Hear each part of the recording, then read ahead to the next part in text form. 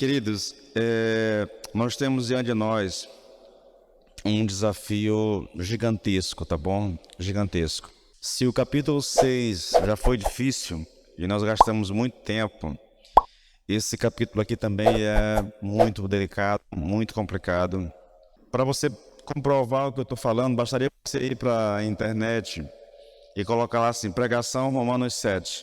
Pode pegar os pregadores mais famosos, Nicodemos, Hernandes Dias Lopes e tantos outros, e você vai perceber que cada pregador segue uma linha diferente. E olha que Nicodemos e Hernandes Dias Lopes, além de parentes, são da mesma congregação presbiteriana, são teólogos reformados, pertencem a uma mesma teologia, mas, no entanto, eles seguem linhas diferentes de interpretação. Pelo que eu estudei, querido, a respeito de Romanos 7, Lloyd Jones diz que a questão mais delicada em relação a Romanos 7 e aquilo que mais leva a erros é o fato de que os pregadores vão para o texto e geralmente eles esquecem o contexto.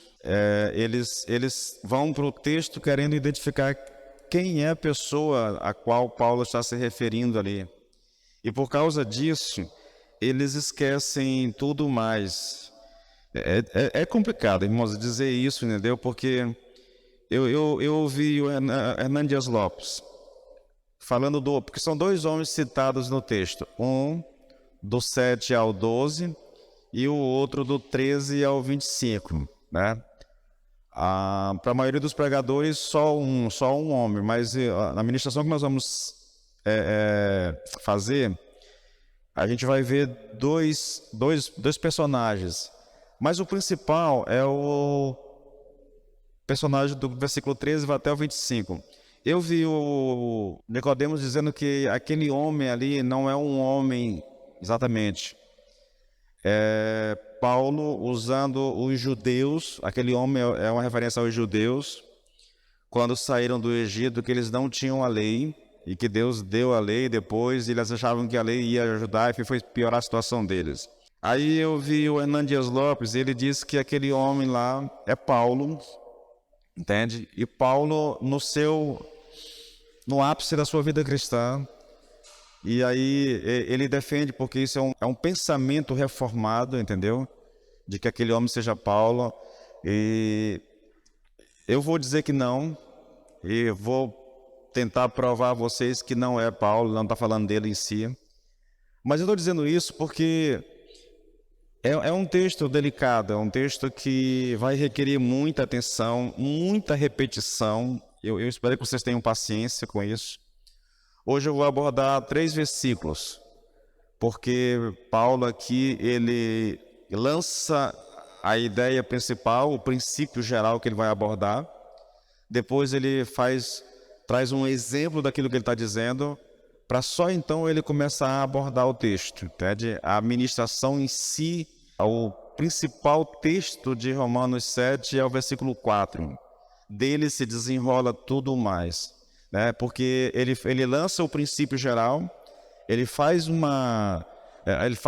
ele exemplifica esse princípio e depois ele faz uma dedução, entende? Depois que ele faz a dedução, aí ele vai expor essas deduções. É bem interessante a abordagem que Paulo faz desse texto, querido. E eu espero que vocês tenham paciência, que vocês tenham disposição de tentar acompanhar realmente, tá bom? Aquilo que vai ser dito, porque, eu repito, não é fácil. Não é fácil para ninguém que queira estudar seriamente esse capítulo, né? Ele vai encontrar dificuldade, ele vai encontrar complicações na interpretação do texto.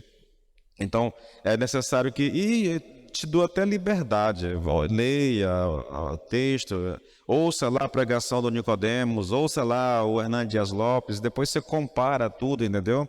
É difícil comparar, né? Porque assim, Augusto Nicodemos, ele pregou o capítulo 7 em 2 mensagens. O Hernandes Dias Lopes também pregou a mensagem todinha do capítulo 7 em 50 minutos, em 1 hora. Eu não tenho ideia, querido, de quando nós vamos terminar isso aqui, entendeu? Não tenho ideia.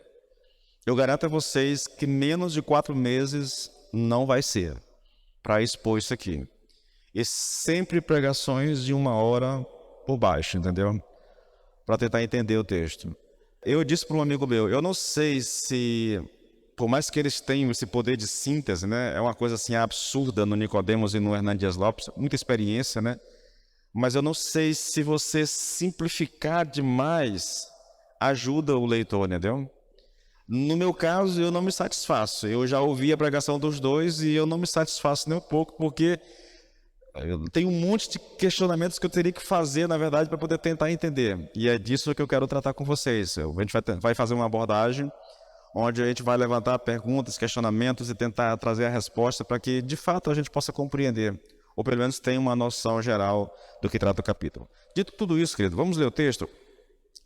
Eu vou estar usando sempre, irmãos, né? Aqui eu vou variar, mas a versão que eu vou usar é a revista Almeida, revista atualizada, a ARA, entendeu? Aqui eu uso um texto mais contemporâneo para dar um pouco mais de clareza, né? Mas os textos contemporâneos, eles desfocam bastante do sentido do que Paulo está ensinando, então eu vou manter mesmo a versão mais tradicional do texto, para que a gente se atenha às palavras, entendeu? Porque, basicamente, irmãos, a gente vai se ater a palavra por palavra nesse capítulo aqui, daquilo que Paulo está dizendo aqui, tá? Então, vamos lá. 7:1. Porventura ignorais, irmãos, pois falo aos que conhecem a lei, que a lei tem domínio sobre o homem toda a sua vida? Ora, a mulher casada está ligada pela lei ao marido enquanto ele vive. Mas, se o mesmo morrer, desobrigada ficará da lei conjugal. De sorte que será considerada adúltera se, vivendo ainda o marido, unir-se com outro homem. Porém, se morrer o marido, estará livre da lei e não será adúltera se contrair novas núpcias. Vamos orar um pouquinho? Senhor, meu Deus e meu Pai, nos colocamos diante da Sua presença, Senhor, e pedimos que o Senhor tenha misericórdia de nós e que ilumine o nosso entendimento, de maneira que a Tua palavra, Senhor, ela chegue ao nosso coração no poder do Espírito, Senhor. De maneira que a palavra, Senhor, traga liberdade, libertação, traga cura, traga, Senhor, meu Deus, Pai, encorajamento. De maneira que a palavra nos instrua, Pai, em nome do Senhor Jesus Cristo. Vem sobre nós essa noite, Senhor, com o Teu Espírito e nos dá a graça de entender a Tua palavra em o nome do Senhor Jesus Cristo. Amém e amém. Bom, queridos, vamos começar aqui com uma questão quase que técnica, né? Paulo diz assim, eu não vou mais recapitular nada porque eu já fiz recapitulação demais, tá bom, gente? Porventura ignorais, irmãos, para você ter uma noção de como o texto ele é controverso, se faz uma pergunta logo de cara aqui, quem são esses irmãos que Paulo está falando aqui? Há muita gente que diz que são os judeus, outro diz não, ele está falando aos cristãos. Parece loucura, né? Alguém acreditar que Paulo esteja se referindo aos judeus, querido, aqui. Mas há gente que acredita que Paulo, por causa todo o capítulo trata da lei, entendeu? E como os gentios não tinham tanto conhecimento da lei, eles atribuem a ideia de que Paulo está falando aos judeus. Se a gente disser, irmãos, que Paulo está falando aqui aos judeus, ou somente aos judeus, então seria fácil deduzir que o restante do capítulo também só diria respeito aos judeus, entendeu? Mas é óbvio que não é a referência é a todos os cristãos, não é somente aos judeus. Você quer ver quando Paulo está falando aos judeus? Romanos 9:1 até o 4. Eu vou ler para vocês, porque aí você tem claramente uma distinção. Ele não está mais falando dos gentios, ele não está falando mais de todos os cristãos, mas ele está falando especificamente aos judeus. Olha só, Romanos 9:1. Digo a verdade em Cristo, não minto, testemunhando comigo no Espírito Santo a minha própria consciência. Tenho grande tristeza e incessante dor no coração, porque eu mesmo desejaria ser anátema, separado de Cristo por amor de meus irmãos, meus compatriotas, segundo a carne. são israelitas. Pertencem-lhes à adoção e também à glória, às alianças, à legislação, o culto e as promessas. Deles são os patriarcas e também deles são o Cristo, segundo a carne, o qual é sobre todos, Deus bendito para todos sempre. Amém. Aqui sim, Paulo está se referindo aos judeus. É muito claro, é muito específico, não tem como haver dúvida. Mas no texto que nós lemos aqui em Romanos 7:1, não é uma referência, inclui os judeus também, tá bom? É uma referência a todos os cristãos. Os judeus são incluídos, mas não é uma referência somente aos judeus, tá bom? Feito isso, vamos olhar o significado da palavra lei nesse texto, querido. Olha o texto mais uma vez. Porventura ignorais, irmãos, pois falo aos que conhecem a lei, que a lei tem domínio sobre o homem toda a sua vida? Novamente, querido, pergunta, né? Seria essa lei aqui, querido, uma referência à lei mosaica como um todo? Ou apenas à lei moral? Vocês sabem que quando os estudiosos eles pegam a lei mosaica, eles separam ela em 3 categorias diferentes. Nós temos a lei moral, nos 10 mandamentos. Depois nós temos uma lei cerimonial, que diz respeito ao culto, e depois uma espécie de lei social, que regula a convivência dos judeus entre eles, entendeu? Então, ao que Paulo está se referindo? Que lei é essa que ele está falando aqui? E a resposta é, não tem a ver, não é a lei mosaica, independente da categoria, entendeu? Inclui a lei mosaica, a lei moral, principalmente, né? Porque lei cerimonial não se aplica mais hoje, porque nós não temos mais culto, não tem mais sacrifício, nada para regulamentar. A lei social também não se aplica na nossa realidade, porque eles fazem parte de um contexto muito diferente do nosso, entendeu? Então a lei aqui não é nem lei cerimonial, nem lei social. Inclui a lei moral, mas Paulo não está falando especificamente dela, tá bom? Aqui lei, querido, ele faz essa abordagem de uma maneira geral, uma espécie de princípio universal, entendeu? Inclui a lei mosaica, mas não é só dela que ele está falando. Isso aqui é um princípio que abrange a relação do ser humano com a lei em todo e qualquer lugar. Eu vou já explicar isso daqui a pouquinho, mais à frente, vocês vão entender direitinho o que eu estou colocando, tá bom? Paulo diz que essa lei tem domínio sobre o homem. A palavra domínio aqui, irmãos, ela é muito interessante. Ela é uma derivação da palavra Kyrios. A palavra Kyrios, no Novo Testamento, é usado para descrever Cristo, né? Ele é o Senhor, na verdade. E é uma derivação dessa palavra, que significa exercer senhorio sobre, ter autoridade sobre ou ser senhor sobre, entende? Então, a lei exerce senhorio sobre o homem toda a sua vida. Em outras palavras, queridos, aqui, a lei se aplica a nós enquanto vivemos. Ele está dizendo, ninguém poderá se livrar da lei enquanto ele viver. Aí, a ideia básica de Paulo aqui, nesse primeiro momento, é essa, irmãos. Enquanto nós vivemos no Brasil, nós estaremos sujeitos às leis brasileiras. Nós somos governados por um conjunto de leis. Há quem diga, querido, que todas as leis de todos os países derivam lá da lei moral de Deus. Eu não sei dizer se essa é a verdade, entendeu? Mas há quem defenda isso. O fato é, lei aqui não é uma palavra específica para determinar a lei mosaica, para dizer que é a lei moral. Não, é esse conjunto de lei que cada nação tem e que o cidadão daquela nação está sujeito a ela, entende? É muito simples isso. Quer dizer, eu acho que isso é muito simples de você entender. Ele está aqui lançando mão, irmãos, já que eu falo sobre isso com mais propriedade. Ele está lançando mão de um princípio geral. Ele está partindo de um ponto onde há a concordância com todos aqueles que vão ouvir, entendeu? Porque isso é muito interessante para ele. Ele precisa que todos concordem que o ser humano não vive sem lei, que o ser humano está sempre debaixo de alguma lei. Não importa o lugar, não importa a terra, a nação, ele está sempre debaixo de uma lei. E isso nos leva, irmãos, a uma dedução simples. Todos nós estamos debaixo de lei. Nós somos governados por lei. As leis dos países, a lei dos estados. Então nós somos governados por isso. Agora, essas leis ou essa lei, ela só tem senhorio, ela só tem autoridade sobre nós enquanto nós estamos vivos. Uma vez que a pessoa morre, essas leis não têm mais poder sobre elas, entende?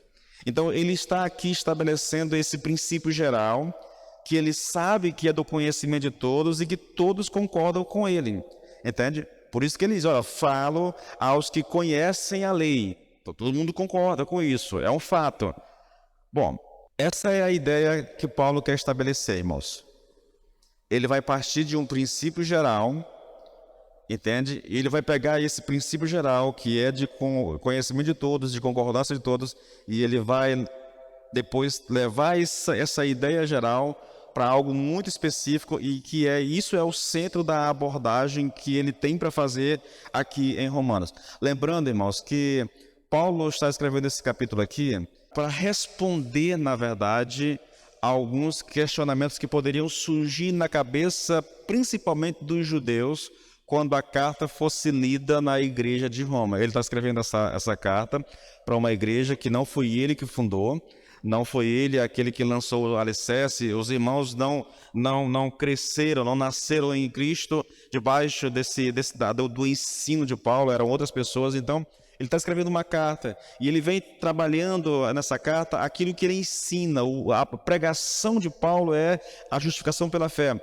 Paulo diz, olha, eu só tenho uma mensagem, a mensagem é Cristo, entendeu? E Cristo crucificado. Então, ele tinha uma pregação que onde ele chegava, como ele começava não importava, mas a pregação era uma só. É o que eu estou fazendo na série de vídeos. Eu vou gravar uma série de vídeos a respeito de salvação, de conversão. E eu vou partir de vários princípios, querido, de vários pontos diferentes, entendeu? Eu já parti da questão da eternidade, agora eu estou partindo do ponto de vista do Evangelho, eu vou partir do ponto de vista da ira de Deus, depois eu vou para a ressurreição, depois eu vou para a cruz. Então eu vou partir de vários pontos, mas com um único pensamento, entendeu? A ser percorrido, ser perseguido na verdade. É o que Paulo faz. Então, veja, querido, a ideia central aqui de Paulo é, enquanto vivermos, todos e cada um de nós estamos sujeitos à lei da terra na qual vivemos. Mas a partir do momento em que morremos, a lei dessa terra não terá mais nada a ver conosco, não terá nada mais para nos dizer. É bobo, isso aqui, é bobo. Mas Paulo está, inspirado pelo Espírito Santo, usando aqui, querido, um artifício na sua argumentação. Ele está partindo de um ponto onde todos conhecem e todos concordam, tá? Para depois ele conduzir isso para aquilo que ele quer realmente ensinar.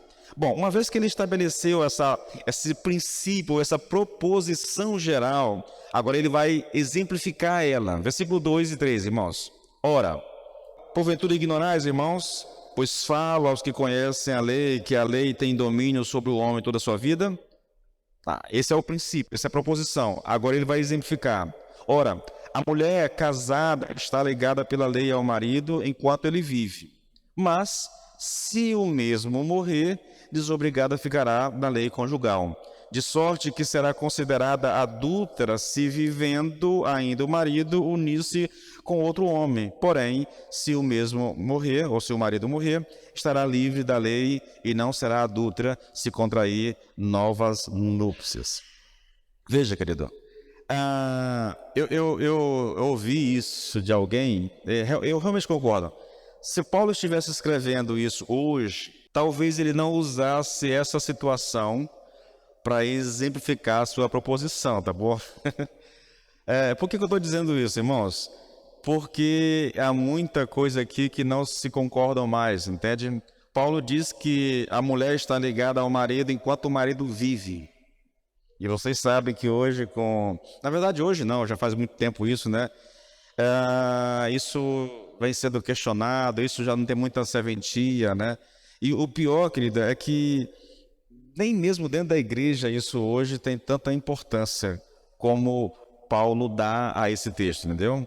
Mas isso realmente não vai importar, irmãos, tá bom?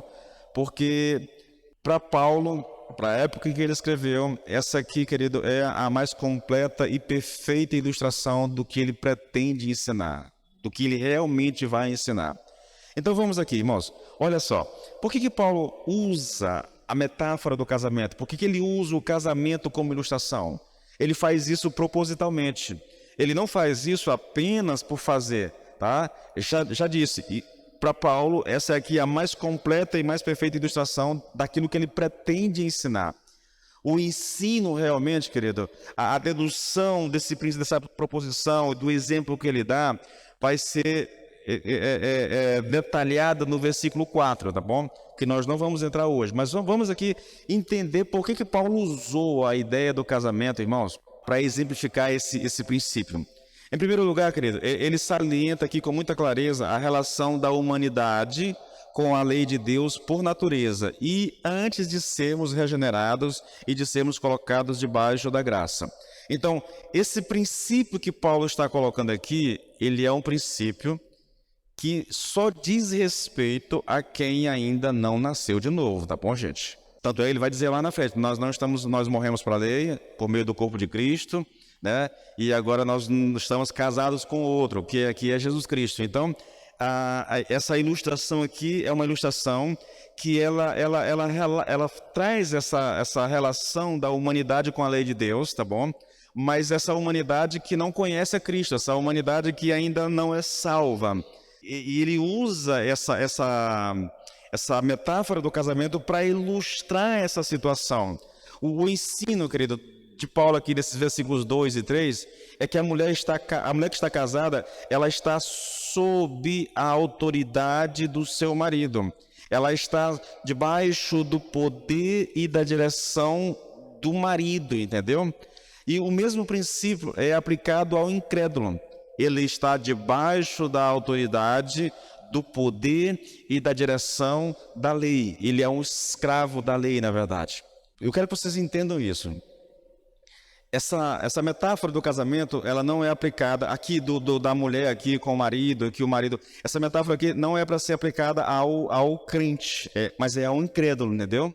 Assim como a mulher, ela está debaixo da autoridade, do poder e da direção do marido, assim também o incrédulo está debaixo da autoridade, do poder e da direção da lei, na verdade. Aqui mais uma aspa aqui, irmãos, em relação a essa questão.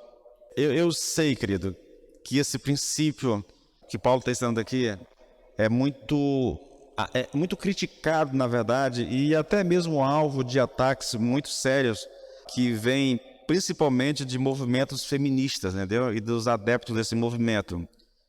Mas isso era uma realidade, querido, aceita na época em que foi escrito por Paulo, tá bom?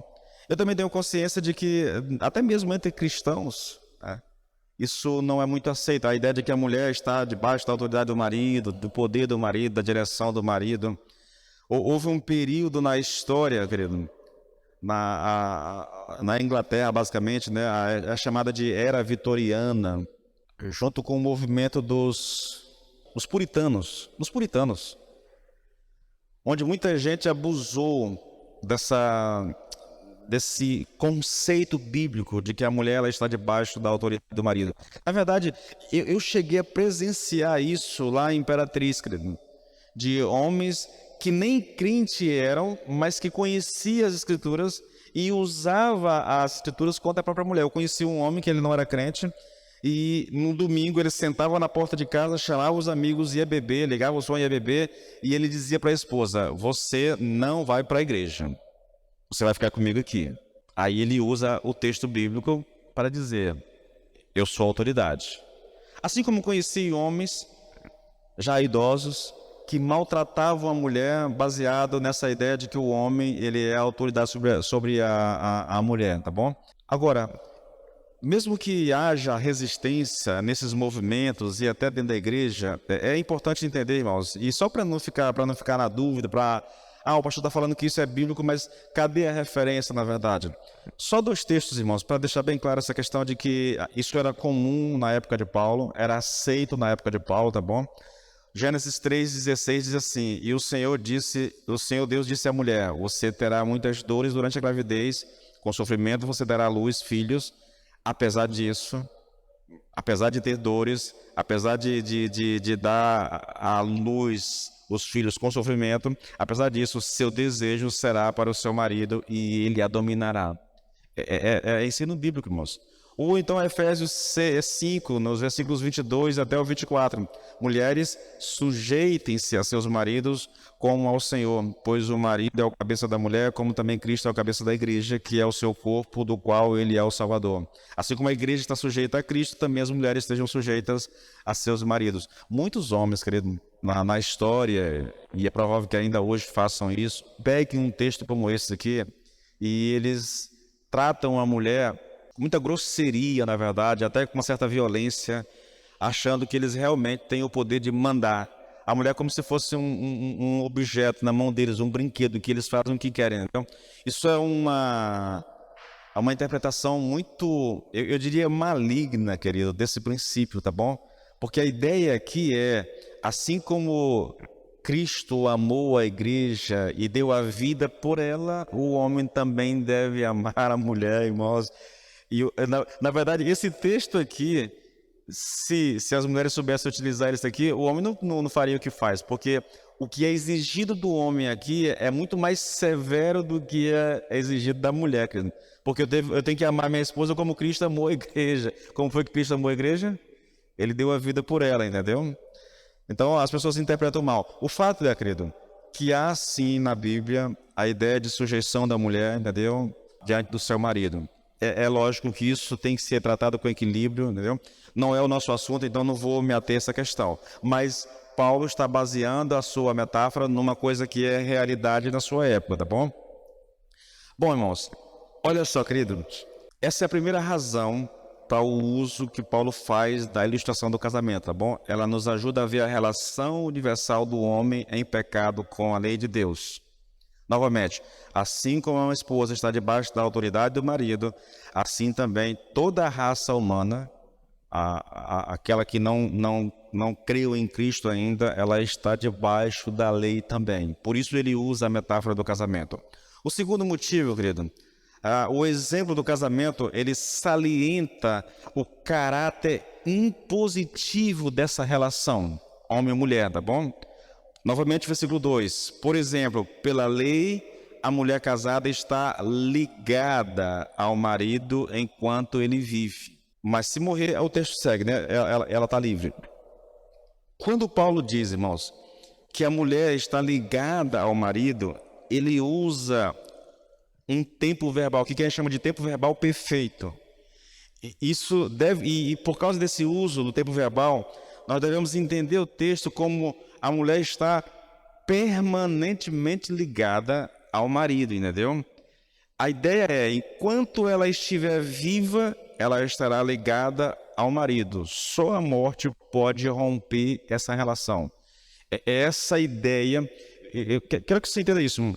Cada palavra usada por Paulo aqui, além de Paulo ser um homem altamente intelectual, um gênio para a argumentação, além de ter tudo isso a favor dele, ele ainda está falando inspirado por Deus. Então, cada palavra que ele usa aqui, querido, tem um sentido muito forte naquilo que ele quer ensinar.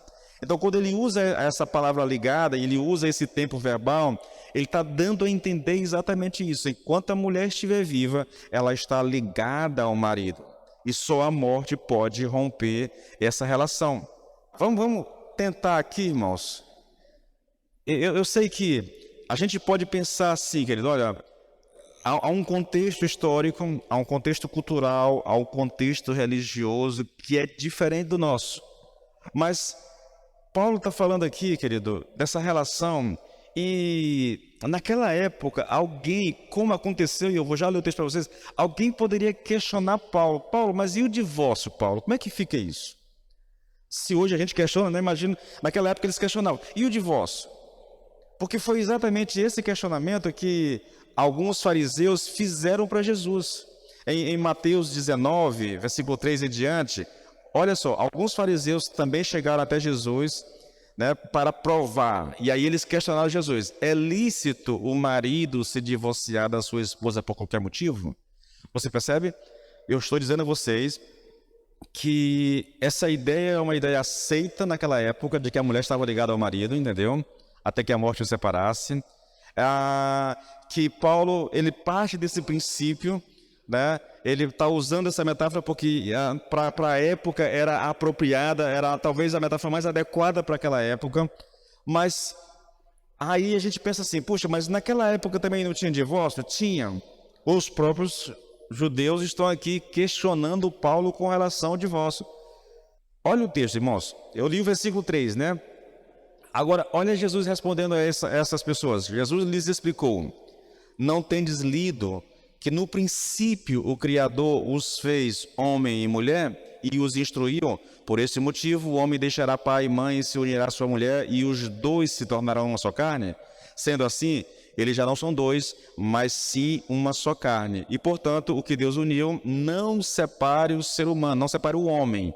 Replicaram. Olha o que Jesus está dizendo assim: olha, vocês não leram o texto? Eles fizeram a pergunta: mas pode ou não pode separar? A lei não diz que pode? Não diz que a gente deve dar carta?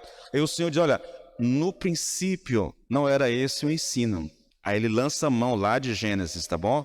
E ele termina dizendo que o que Deus uniu não separa o homem. Aí os fariseus voltam e perguntam de novo: então por qual razão Moisés mandou dar uma certidão de divórcio à mulher e abandoná-la? Ao que Jesus declarou: Moisés, por causa da dureza dos vossos corações, vos concedeu separar-se de vossas mulheres, mas não tem sido assim desde o princípio. Eu quero chamar sua atenção, querido, para essa resposta de Jesus. Ele está dizendo aqui, querido, que o divórcio foi introduzido por Moisés como uma concessão. E por que foi que foi feita essa conversão? Por causa da dureza dos vossos corações, disse o Senhor Jesus. O que nós temos aqui e o que o Senhor está dizendo aqui é que o que Deus permitiu Moisés fazer foi aquilo que nós chamamos de uma exceção da regra, entendeu? Por causa da dureza de coração, Deus abriu uma exceção de regra aqui. Só que isso não afeta o argumento de Paulo, irmãos. A exceção, ela não pode anular a regra, entendeu? A exceção é uma exceção. Então eu não posso basear o ensino e a argumentação baseada numa exceção. Eu tenho que basear aquilo que eu estou falando na regra, na verdade. E a regra, ou o mandamento, é que o homem e a mulher se tornem, quando se casam, se tornam uma só carne, e que ele não deve se separar. Aquilo que Deus uniu não deve ser separado, na verdade. Ou seja, só a morte pode pôr fim à união conjugal. Bom, Paulo está aqui, querido, basicamente dizendo o seguinte: olha, o que Deus ordenou originalmente, esse é o princípio que vale realmente. E esse princípio, ele está na lei, tá? Isso aqui é um princípio universal, querido. O casamento é algo que não é desfeito por coisa alguma a não ser pela morte. Esse é o mandamento, essa é a regra que Deus estabeleceu. Se abrir uma concessão, se abrir uma exceção por causa da dureza do coração, mas a regra é essa, tá bom? Então, o que Paulo está realmente ensinando aqui é exatamente isso: só a morte põe fim à relação, querido. E é por isso que ele está usando o casamento para ilustrar essa verdade, essa proposição. Olha a ideia, querido, novamente. Ele está salientando aqui, com o uso que ele faz do casamento, ele está salientando o caráter impositivo da relação. Deus estabeleceu que o homem se una a uma mulher e que nada pode separar. A gente tem muito texto bíblico para falar sobre isso, querido, né? Deus dizendo assim: olha, eu odeio o divórcio, ou alguma coisa dessa natureza. Há muito ensino bíblico a respeito dessa questão, tá bom? Porque essa é a regra, irmãos. Esse é o mandamento, na verdade. Há uma exceção, mas é exceção, tá bom? Não é a regra, não é o mandamento.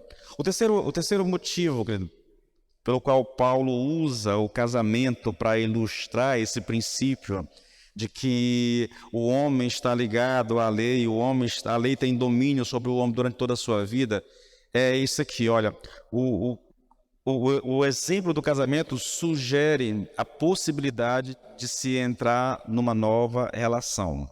Paulo está literalmente preparando aquela igreja para receber o que ele vai dizer. E isso está no versículo 4, irmãos. E nós vamos gastar aqui provavelmente umas 2 ou 3 terça-feiras só abordando o versículo 4, porque ali está o cerne do ensino de Paulo, tá? Então ele tá, o exemplo do casamento, querido, sugere a possibilidade de se entrar numa nova relação. A morte de um dos cônjuges põe fim à relação e libera a parte que sobreviveu, a parte sobrevivente, para uma nova relação. Olha o texto mais uma vez, irmãos.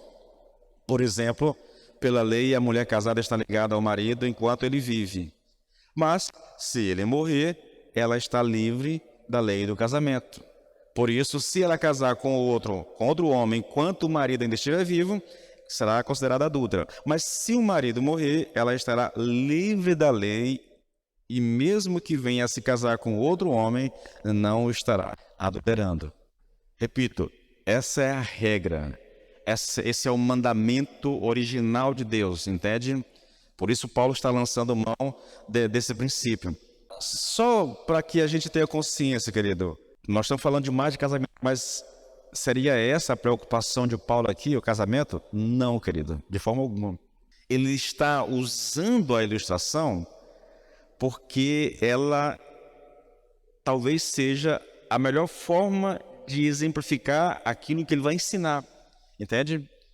Porque o uso dessa ilustração, serve ao que ele vai dizer, na verdade. Então, ele não está preocupado aqui, o assunto não é casamento de forma alguma, tá bom? O assunto é a lei, né? E o porquê que Deus deu a lei, porquê que Deus nos deu a lei, qual a função da lei, os objetivos, os propósitos da lei. Não tem nada a ver com casamento. O capítulo 7 de Romanos não fala, a não ser aqui, querido, nada a ver com casamento, tá bom? Bom, a ideia é, irmãos, para que a gente possa entender, querido, que tudo o que aconteceu conosco no Senhor Jesus Cristo, essa é o porquê que ele está usando essa ilustração, não é contravenção, não é contrário à lei, não é pôr de lado a lei, é um cumprimento da lei. Por que está dizendo isso aqui, irmãos? Porque ele vai dizer no versículo 4 que nós morremos para a lei através do corpo de Cristo e que agora que nós morremos para a lei, nós fomos unidos a Cristo. A ideia é, eu estava casado com a lei, eu morri, ressuscitei e agora me casei com Cristo. Tá, percebe a metáfora? Isso pode dar um nó na cabeça de vocês, mas a ideia está aqui, tá bom?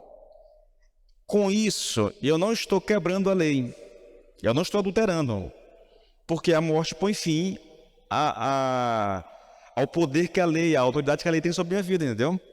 Quando eu sou um cidadão brasileiro, estou debaixo das leis brasileiras, entende? Para onde eu vou, tem lei, tem tudo. Mas quando se morre, as leis não têm mais nenhum poder. Digamos que eu tenho uma dívida, irmão. Só um exemplo, eu tenho uma dívida aí de 1 milhão com o banco. Eu morri, acabou. Vão cobrar um morto? Entende? A lei não tem mais poder sobre mim. Paulo está interessado nisso. E ele quer que isso fique bem gravado na nossa mente. Por isso ele está usando a ilustração do casamento, entendeu? O interesse aqui, irmãos, é mostrar a maneira pela qual podemos passar de uma relação espiritual para outra. O que ele quer é isso. O que ele quer que nós entendamos é isso. Nós estávamos casados com a lei, mas agora nós estamos casados com Cristo. Nós saímos de uma relação e entramos na outra. Isso não quebra a lei, isso não fere a lei. Por quê? Porque eu morri. Isso vai dar um nozinho quando chegar no capítulo versículo 4, tá bom? Porque a ilustração lá perde um pouco o sentido, né? Porque no versículo... Aqui quem morre é o marido. Quando eu chego no versículo 4, veja, o marido aqui, ele representa a lei e a mulher somos nós. Quando ele chegar no quarto, a analogia já não tem mais tanta utilidade, entendeu?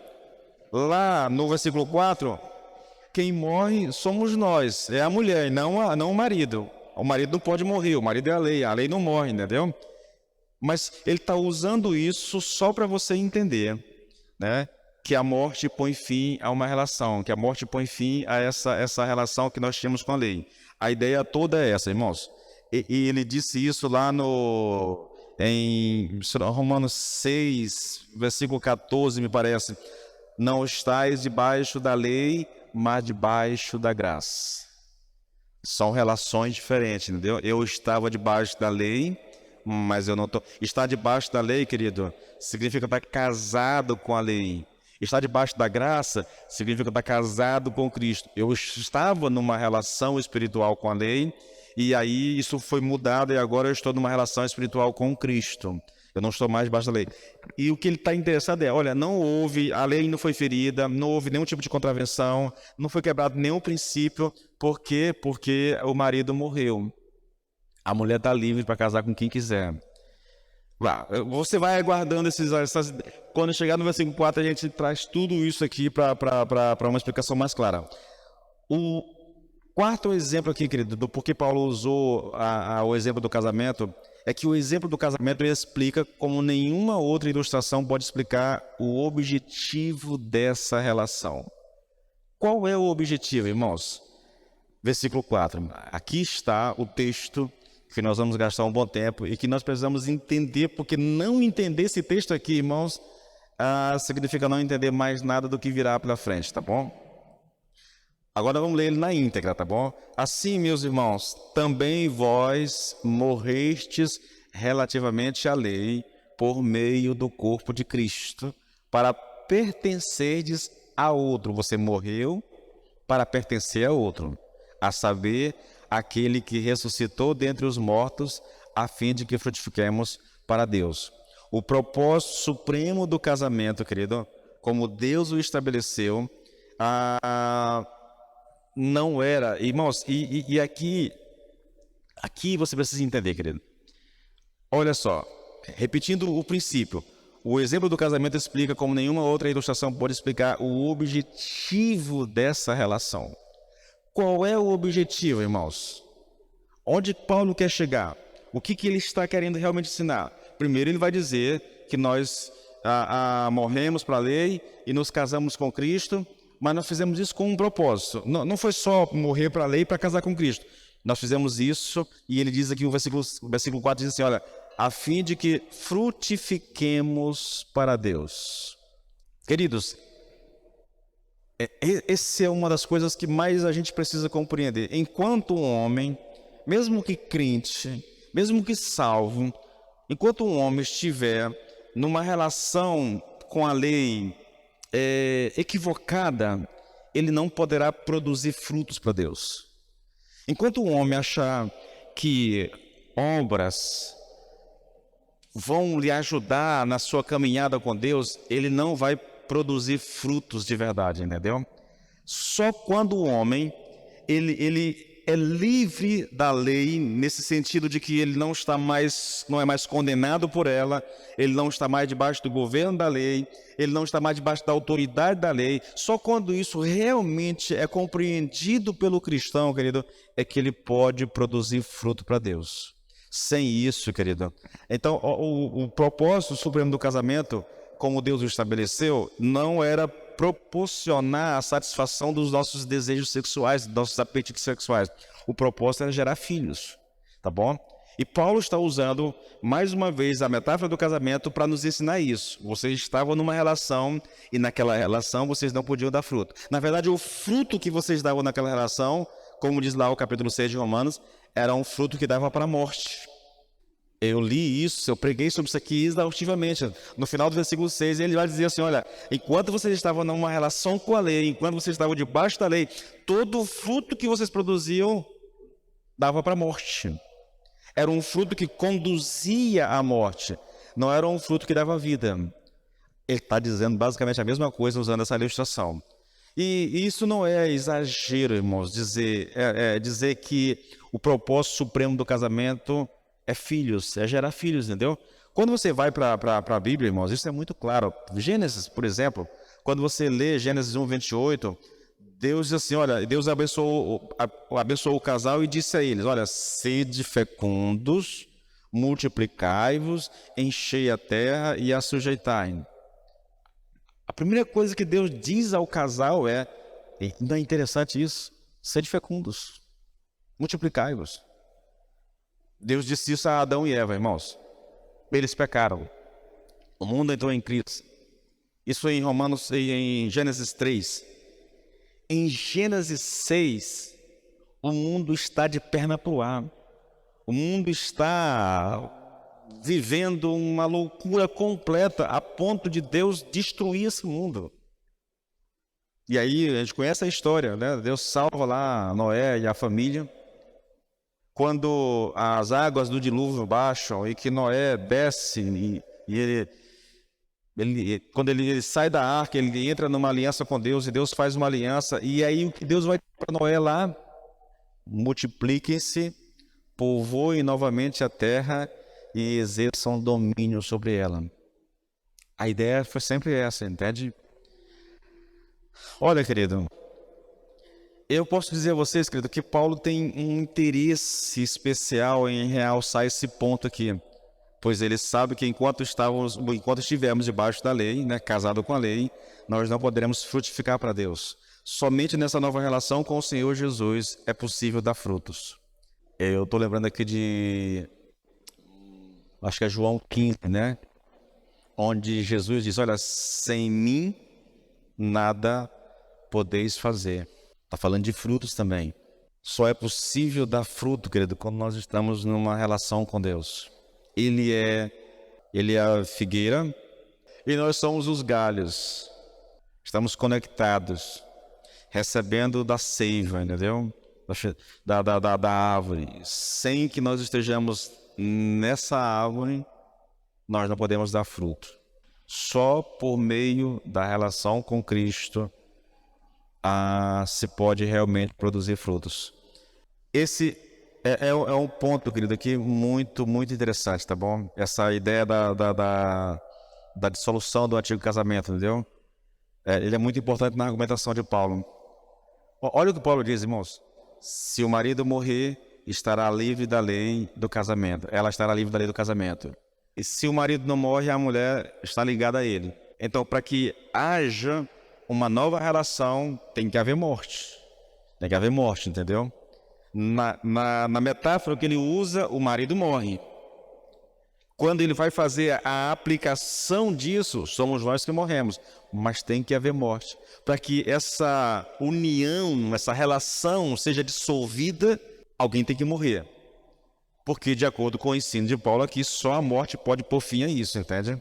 Então, para Paulo é muito importante a ideia da dissolução dessa relação, querido. Por isso, ele faz uma coisa interessante, irmãos. Olha, versículo 2, se o marido morrer, a mulher estará livre da lei do casamento.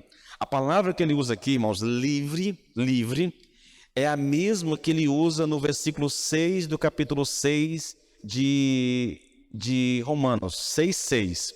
Olha lá, eu vou ler o texto. Sabendo isto, que foi crucificado com ele o nosso velho homem, para que o corpo do pecado seja destruído e não sirvamos o pecado como escravo. A palavra destruído aqui é a mesma palavra grega para livres no versículo 2 do nosso texto.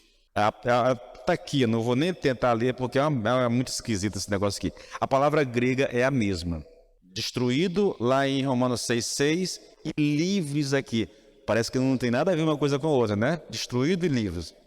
Mas, querido, essa palavra, ela tem um sentido, a palavra grega, ela tem um sentido de ser tornado sem efeito ou ser tornado nulo e vão. O que Paulo está dizendo no versículo 2, querido, é que uma vez que o marido morreu, a lei que ligava a esposa ao marido foi tornada nula. Vão, ela não tem utilidade, ela não existe mais, entendeu? Para quem morreu, tipo assim, para o homem que morreu, a lei acabou. Para a mulher que ficou, a lei, por mais que ela permaneça, mas sobre a mulher a lei não tem mais nenhum efeito, ela é nula, ela é vã, não tem utilidade para a mulher.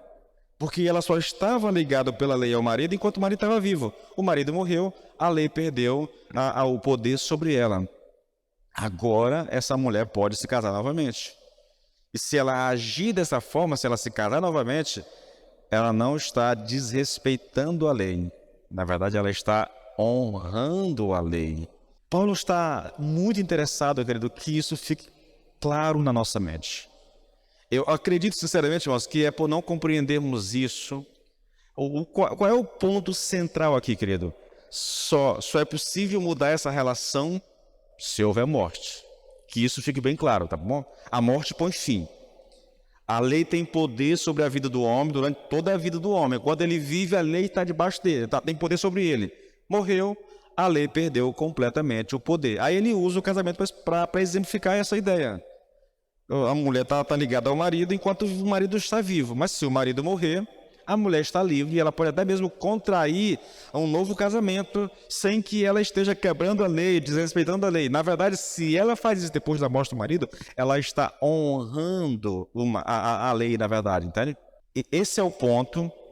E isso tudo é feito com uma intenção muito clara, irmãos. Preparar a gente para o que vai vir no versículo 4.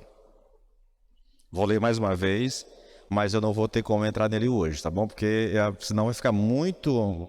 Já são 8h55, 56.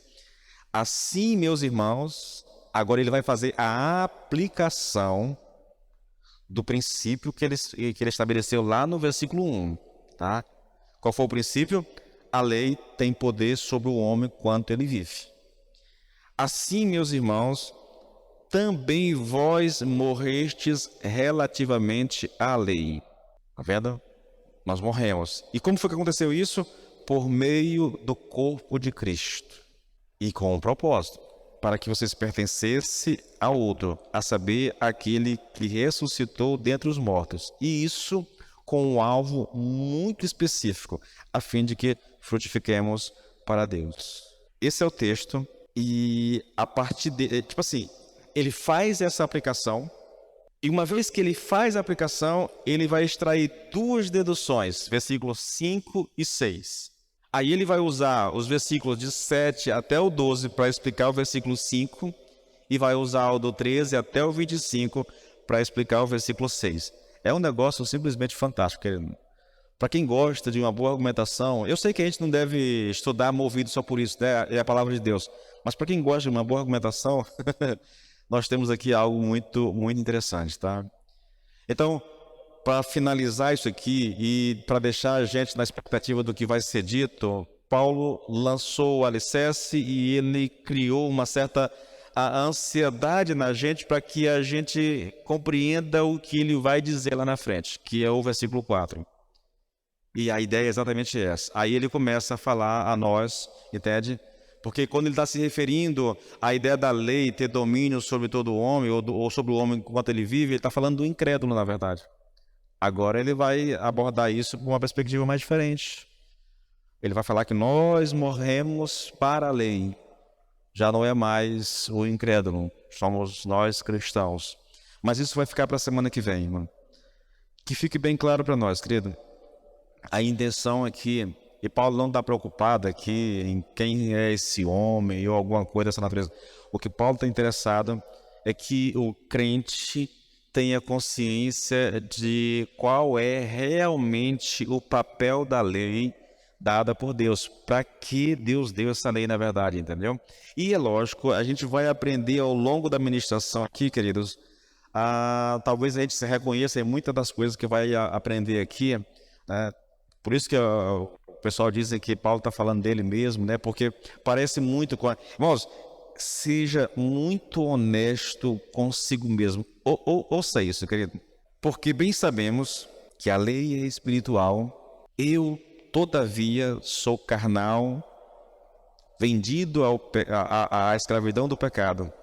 Porque nem mesmo compreendo o meu próprio modo de agir, pois não faço o que prefiro, e sim o que detesto. Seja honesto, querido. Não parece que está descrevendo a gente? E ele segue com o texto, irmãos. Ora, se faço o que não quero, consinto que a lei é boa. O problema não é a lei, o problema sou eu, na verdade. A lei está me dizendo o que tem que fazer, e o que a lei diz é certo. Eu é que não consigo fazer. Nesse caso, quem faz isso já não sou eu, mas o pecado que habita em mim. Porque eu sei que em mim, isto é, na minha carne, não habita bem nenhum, pois o querer o bem está em mim, porém não o efetuá-lo. Porque não faço o bem que prefiro, mas o mal que não quero, esse faço. Nós temos aqui, irmãos, nós vamos estudar aqui, querido, uma descrição do pecado que é a coisa mais assustadora que eu já ouvi em toda a minha caminhada cristã, irmãos. Quando Paulo passa a descrever o poder do pecado na vida de uma pessoa, é assustador, querido. E é impossível você ouvir isso e não se identificar, entende? Não se identificar. Ainda que eu vou defender isso depois, Paulo não esteja falando aqui de um crente convertido, de um crente, mas isso vai ficar para depois, tá bom, irmão? Vamos nos colocar de pé. Se você puder, irmãos, leia esse texto em casa. Você já ouviu falar em estudo indutivo? É você pegar o texto e começar a fazer perguntas para ele. De quem Paulo está falando? Por que ele disse isso? Qual a intenção de Paulo de usar uma metáfora como essa? Isso é um estudo indutivo, entendeu? Quando eu fiz isso semana passada pregando lá em Tiago. Faz perguntas para o texto e vai tentar responder. Isso tente fazer isso, querido. Tente achar aqui, querido, o ensino realmente, o que Paulo está ensinando para nós. Olha, nenhum capítulo na Bíblia, eu vou ousar dizer isso, é tão profundo como esse aqui. E ao mesmo tempo é tão complexo e cheios de detalhes, querido, que podem nos levar a fugir completamente da intenção do autor ao escrever o capítulo. Eu só estou dizendo tudo isso para que isso te traga curiosidade, que você volte depois para acompanhar as ministrações. Vamos orar ao Senhor, queridos. Pai, nós te louvamos e te bendizemos, Pai. Nós te damos graça porque nós estamos estudando a Tua Palavra. É sempre um privilégio, Senhor, estudar a Tua Palavra, Senhor.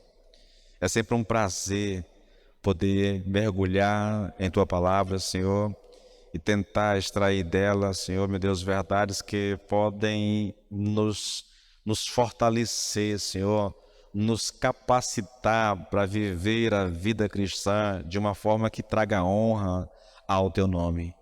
Eu peço que o Senhor nos ajude nessa caminhada, Senhor, meu Deus, Pai, nesse desafio de estudar a Tua Palavra. Eu peço que o Senhor gere no nosso coração fome e sede, Pai, de conhecer a Tua Palavra, de entender a Tua Palavra, Senhor, em o nome de Jesus. Que o Senhor nos abençoe, Pai. Que o Senhor abençoe aos irmãos que estão acompanhando, Senhor, meu Deus, ou que vão acompanhar isso pelas redes sociais. Que o Senhor possa falar ao coração deles também, em o nome de Jesus, Pai. Pedimos tudo isso, Senhor, no nome de Jesus. Amém e amém, queridos.